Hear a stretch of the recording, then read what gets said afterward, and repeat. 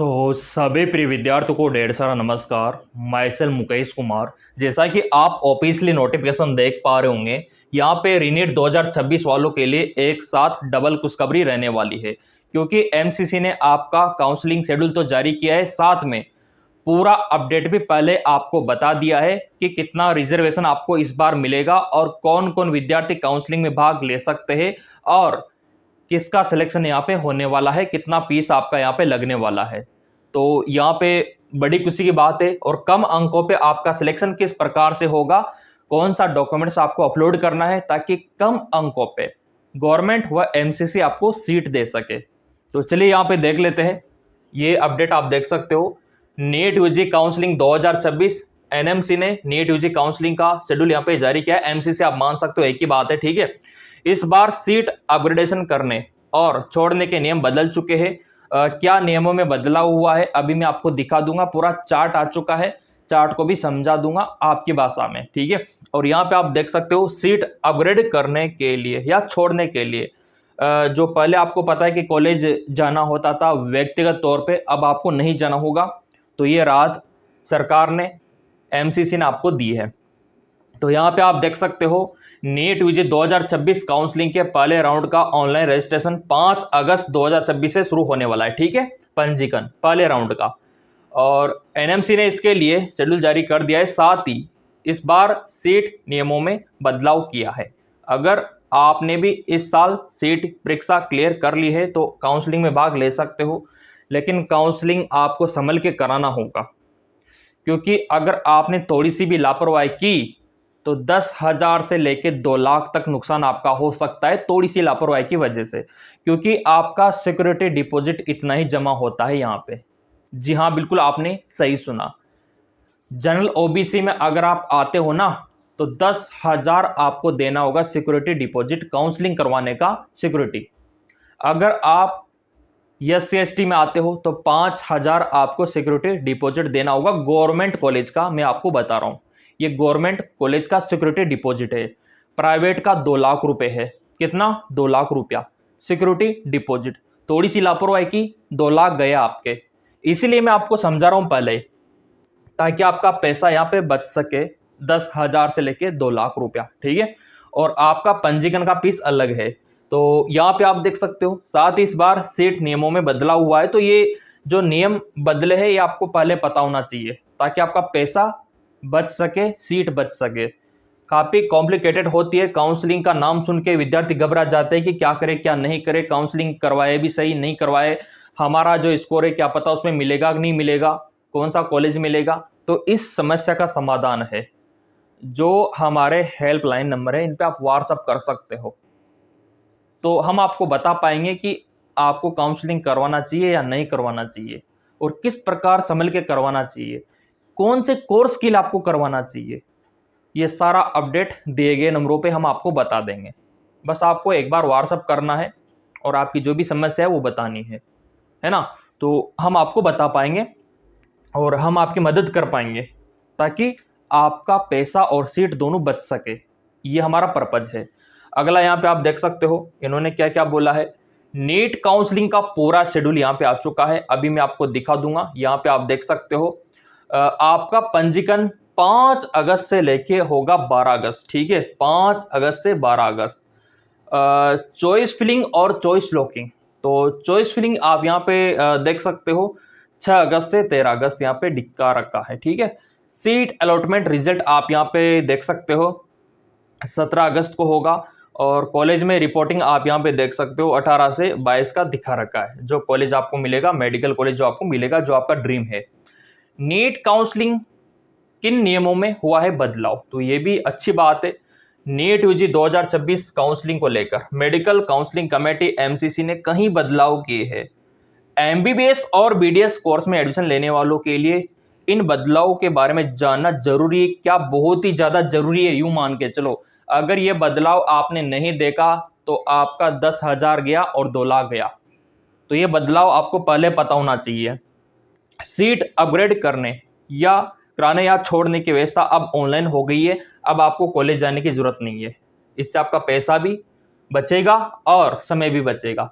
College जाने का झंझट खत्म। नई व्यवस्था लागू हो चुकी है।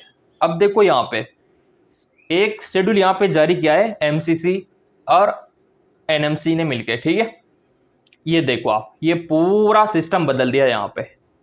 ये वाला पहले का अलग सिस्टम था और अब जो सिस्टम आया है वो इस प्रकार का है।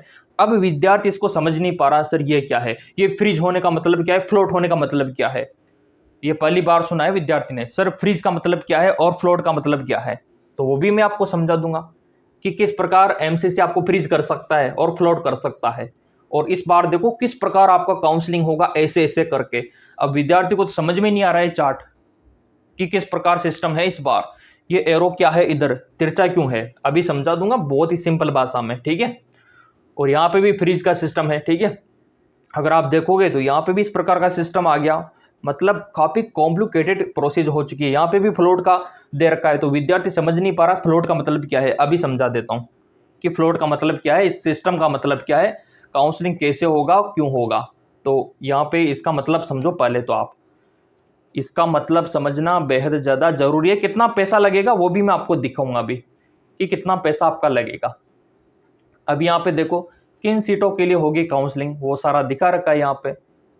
किन कोर्सेज के लिए होगी वो भी दिखा रखा है, और पैसा भी दिखा रखा है कि कितना पैसा आपका लगेगा।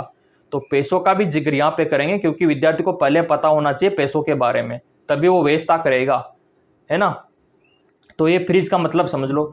फ्रीज विकल्प चुनने का अर्थ है कि उम्मीदवार अपनी आवंटित सीट को स्वीकार कर रहा है। मान लो फर्स्ट राउंड में कोई सीट आपको मिल गया एमबीबीएस का गवर्नमेंट, तो फ्रीज का मतलब होता है कि विद्यार्थी उसको चाहता है ना, उस सीट को, और आगे अपग्रेड नहीं करना चाहता, मतलब उसका मन संतुष्ट है, उसको वही चाहिए था, वही मिल गया, अब उसका मन शांत हो चुका है, अगले राउंड में भाग नहीं लेना चाहता और ना ही किसी दूसरे कॉलेज में जाना चाहता है। ये होता है फ्रीज, कि वो उसमें जम गया उसी मेडिकल कॉलेज में, वो होता है फ्रीज, ठीक है।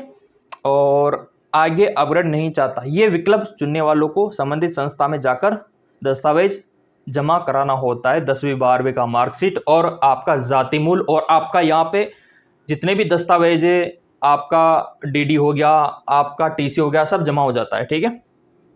अब यहाँ पे आप बोलेंगे सर फ्लोट का मतलब क्या है। फ्लोट विकल्प चुनने वाले उम्मीदवार अगले राउंड में बेहतर सीट मिलने का इंतजार करते हैं।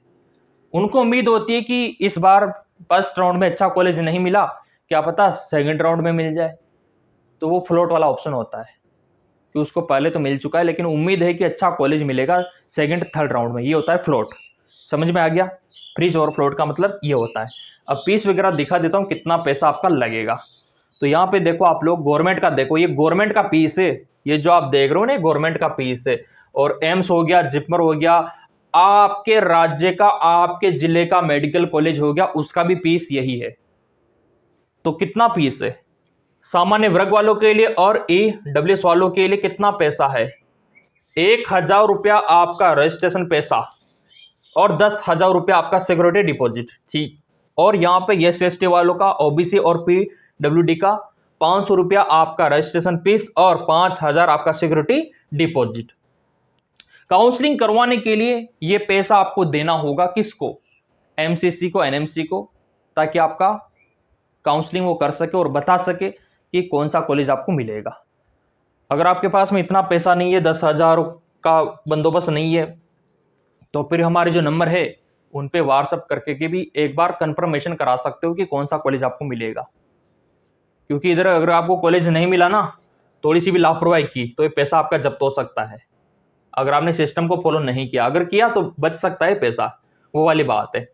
सिस्टम को फॉलो करोगे, नियम को फॉलो करोगे तो बच जाएगा पैसा, नहीं तो फिर ये जा सकता है, वो वाली बात है।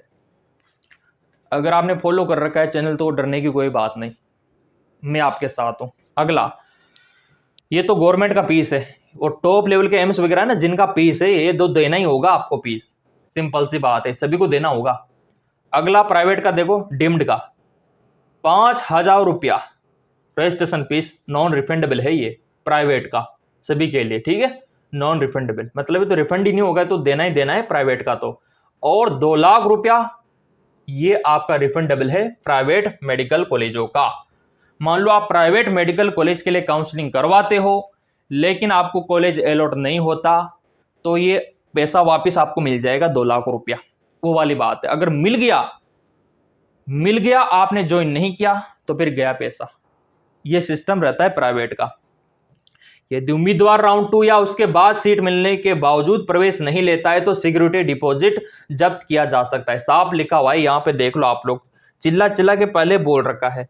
यहाँ पे लाइन गौर कीजिए, ये वाली जब्त किया जा सकता है सिक्योरिटी डिपॉजिट, इस पे गौर करो आप।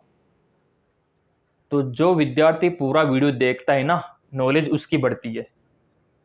ये पहले क्लियर कर दिया यहाँ पे डिपार्टमेंट ने, फिर मत करना सर आपने बताया नहीं। मैं तो हर एक बात आपके सामने ओपन रख रहा हूँ, पूरा एमसीसी का जितना भी है ना, पूरा चिट्टा आपके सामने खोल रहा हूँ। तो ये नियम है, यहाँ पे थोड़ा संभल के रहना। नीट यूजी काउंसलिंग का सिक्योरिटी डिपॉजिट कब वापस मिलेगा? सिक्योरिटी डिपॉजिट की राशि सभी काउंसलिंग राउंड पूरी होने के बाद उसी बैंक खाते में वापस भेजी जाएगी जिसे भुगतान किया गया है। इसलिए उम्मीदवारों को सलाह दी जाती है कि प्रक्रिया पूरी होने के बाद खाता अपना सक्रिय रखे, एक्टिव रखे। इस बार काउंसलिंग हुआ ये अहम बदलाव।